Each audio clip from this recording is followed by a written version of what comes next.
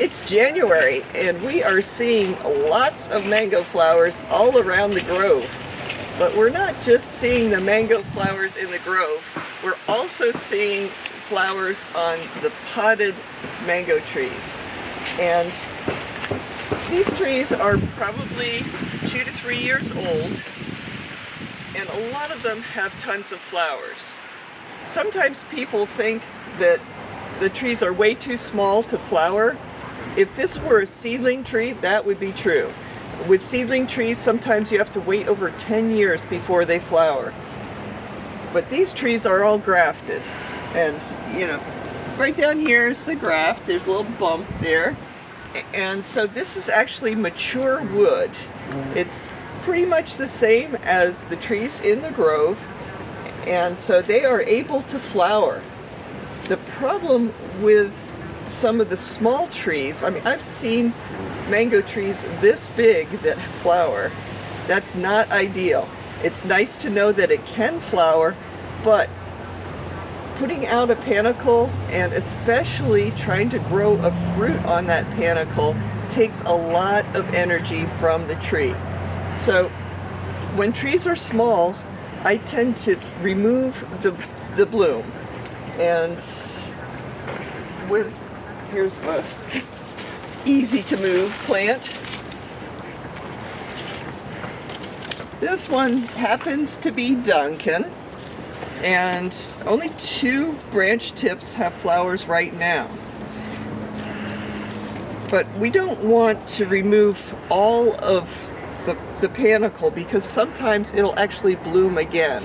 So what I'm going to do here is just remove most of the panicle, and that way the plant probably will not send out another panicle, and its energy is limited to just these few flowers. I've removed more than 90% of them.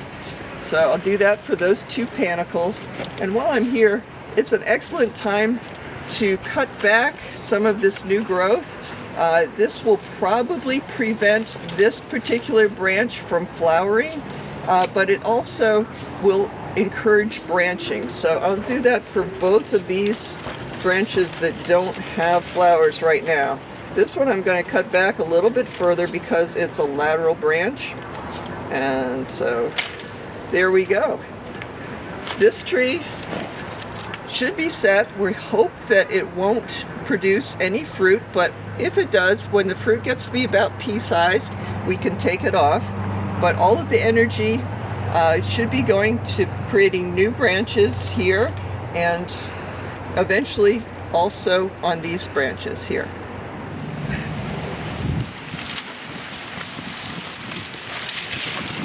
So here's an ice cream tree. Ice cream mango is a very popular variety, and this tree, like the ones in the grove, is just loaded with flowers. Of course, what I'd like to see is more leaves than flowers, and that's not happening right now. So what I'm going to do is trim back these panicles of flowers, and so that more energy can go to the plant. So just going to cut most of this bloom off.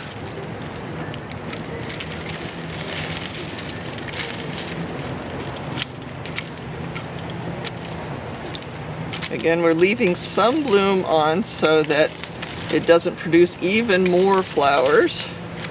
Want all the energy to go to the plant, like a nice bushy plant. So leaving about 10% of the flowers on.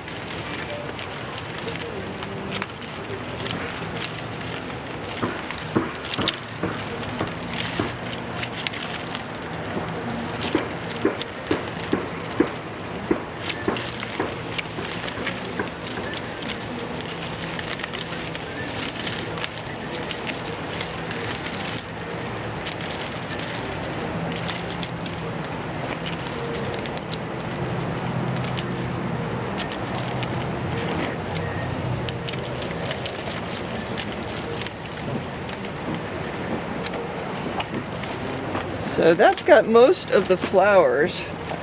Unfortunately, we can't trim back the flowers, or shouldn't, until the risk of having more flowers is over. So later on in the season, there are a few of these lower branches that are bothering me because basically they're too lanky.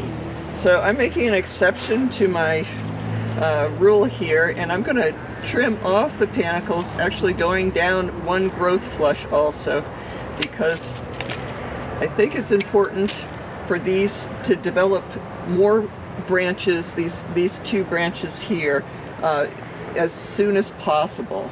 And now this is another situation.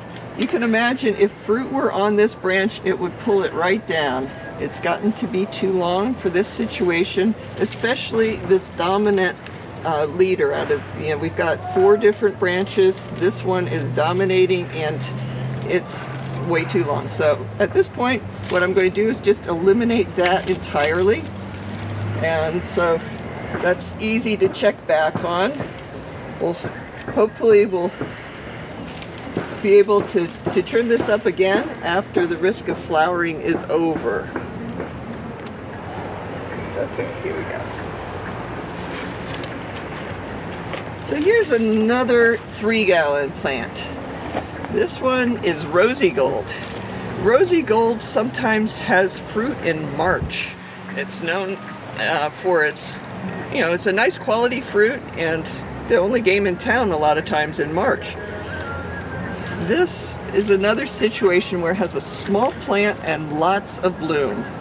So I want to cut off as much of this bloom as possible without having, see, again, if you cut the whole panicle off, a lot of times the plant will produce another panicle of flowers. Not ideal for a potted plant. You want all of the energy to go to developing a nice healthy plant. So I'm going to cut off most of these panicles, the largest part of the panicle, and then go back and trim a little bit. Like this one is sort of got a whole lot of these lower branchlets from the panicle. We'll trim those back, and hopefully that will keep it from flowering again and also not use a lot of energy that the plant produces.